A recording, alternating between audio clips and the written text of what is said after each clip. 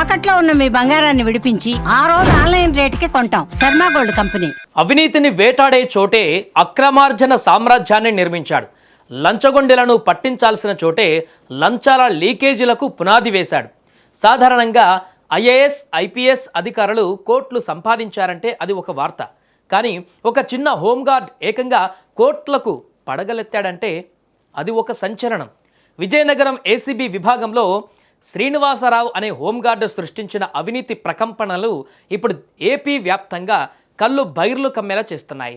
అతడు చేసేది చిరుద్యోగం, కానీ నడిపింది మాత్రం అతిపెద్ద నెట్వర్క్. ఏసీబీ ఉన్నతాధికారులు ఏ క్షణంలో ఎవరిపై ఎక్కడ దాడులు చేస్తారో ఈయనకు ముందే తెలిసిపోతుంది. సబ్ రిజిస్ట్రార్లు, తహసీల్దార్లే ఈయనకు టార్గెట్. సార్ వస్తున్నారు, జాగ్రత్త అంటూ ఒక చిన్న ఫోన్ కాల్తో సమాచారం చేరవేసి ప్రతిఫలంగా మూటలకు మూటలు వెనకేశాడు. ఏసీబీ కదలికలనే పెట్టుబడిగా మార్చుకొని ఏకంగా కోట్ల ఆస్తుల సామ్రాజ్యాన్ని నిర్మించుకున్న అక్రమ నెట్టి శ్రీనివాసరావు భాగోతమి ఇప్పుడు బట్టబయలైంది. గురువారం నాడు విజయనగరం, విశాఖపట్నం పరిధులలోని 5 చోట్ల ఏసీబీ అధికారులు నిర్వహించిన మెరుపు సోదాలలో శ్రీనివాసరావు ఆస్తుల చిట్టా చూసి సాక్షాత్తు అధికారులే నోరెలబెట్టారు. శ్రీనివాసరావు ఆస్తుల విలువ సుమారు 10 కోట్ల రూపాయల వరకు ఉండవచ్చని ఏసీబీ అధికారులు అంచనా వేస్తున్నారు.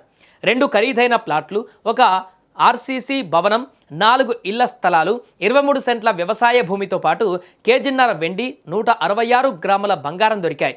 వీటితో పాటు బ్యాంక్ బ్యాలెన్స్, విలాసవంతమైన కారు ఉండడం చూస్తుంటే ఈ హోంగార్డు సంపాదన ఏ స్థాయికి చేరిందో అర్థమవుతుంది. చట్టం కళ్ళుగప్పి ఏళ్ల తరబడి సాగించిన ఈ లీకేజీ దందాకు ఇన్నాళ్లకు ఎట్టకేలకు తెరపడింది. తప్పు చేస్తే సొంత శాఖ వాడినైనా వదిలేది లేదని ఏసీబీ బృందం నిరూపించింది.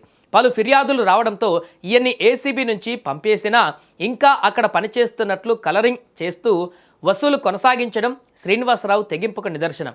ప్రస్తుతం ఈ అక్రమ తిమింగలాన్ని ఏసీబీ ప్రత్యేక కోర్టులో హాజరుపరిచారు.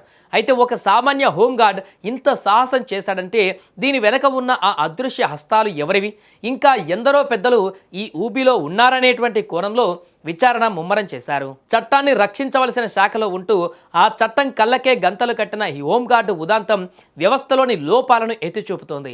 సామాన్యుడు రూపాయి సంపాదించడానికి చెమటోడుస్తుంటే ఇలాంటి అక్రమార్కులు మాత్రం సమాచారాన్ని అమ్ముకుంటూ కోట్ల సామ్రాజ్యాలు కట్టేస్తున్నారు.